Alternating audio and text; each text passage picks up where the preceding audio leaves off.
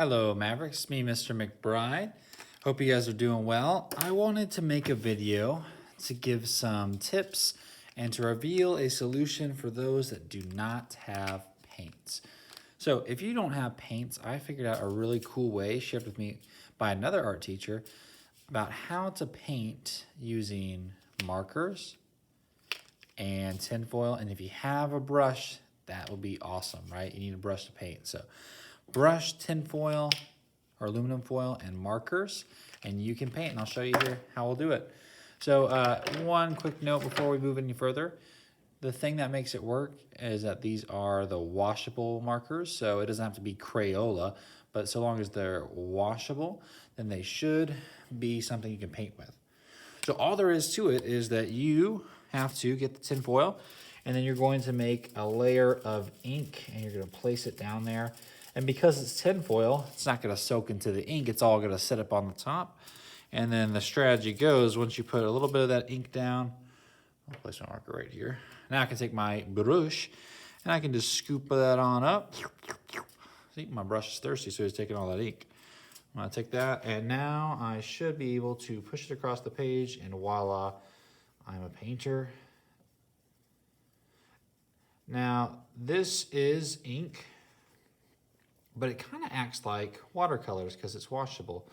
So what you can do, if you feel like, man, I put all that ink down and I only got this little bit of paint or, color onto the page. What you can do is, because they're washable, is I can take my water, dip it in there, mix it with some of my ink that's on my tinfoil.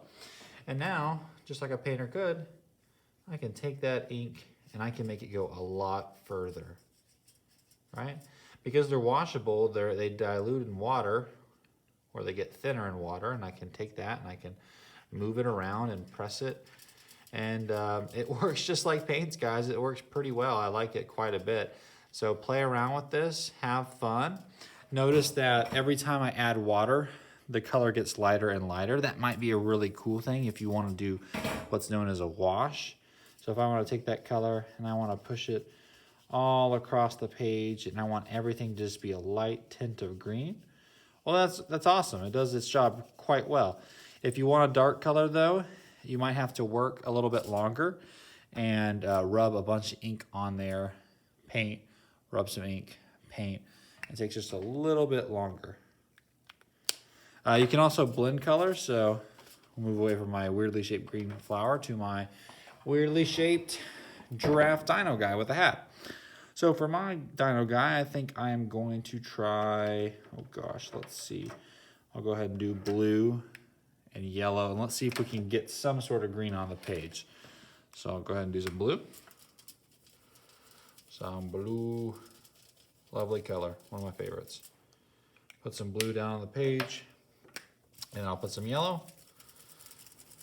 Just so you guys know, blue's stronger than yellow, so if you're trying to get a middle green, might want to use a tinge more yellow than you do green. I'm going to wake it up with some water. Wake it up. It doesn't need to be waking up. It's already ink.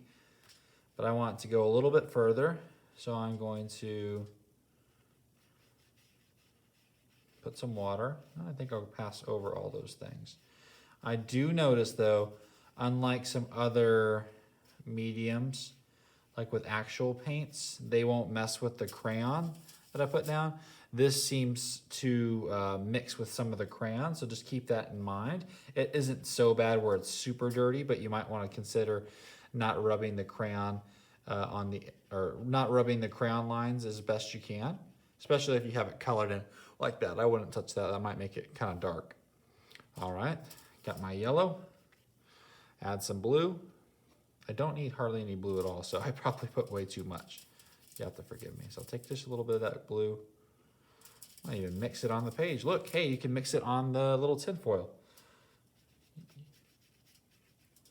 And I'll mix that blue. And like I said, this blue is a little bit more powerful than the yellow, so I can see little tinges of blue instead of green. But you know what? Hey, He's not white paper anymore. He's not just yellow, and he's not just blue. So that could be something that I could work on, add a little bit more yellow, add a little bit more blue. So I hope you enjoyed our little tutorial on how to use washable markers. Keep making art, and I'll see you guys next time. Bye.